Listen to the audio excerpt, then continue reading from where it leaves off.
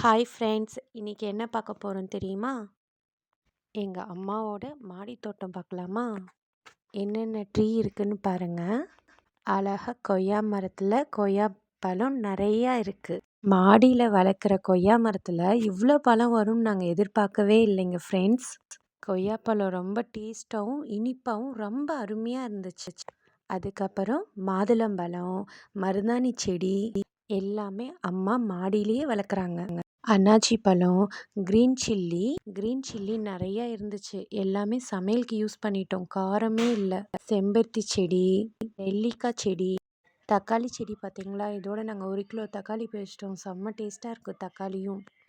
Money plant, புதினா, மாலைப்பூ, வெற்றிலை, துளசி நிறைய அம்மா செடி போட்டிருக்காங்க. கற்றாழை, செம்பருத்தி நிறையா வெரைட்டி மாடி தோட்டத்திலே வச்சுருக்காங்க. ரொம்ப அழகாக இருக்குல்ல எல்லாமே. நீங்கள் பார்த்ததில் உங்களுக்கு பிடிச்சிருந்துச்சுன்னா லைக் பண்ணுங்கள், சப்ஸ்கிரைப் பண்ணுங்கள், ஷேர் பண்ணுங்கள். பாய்.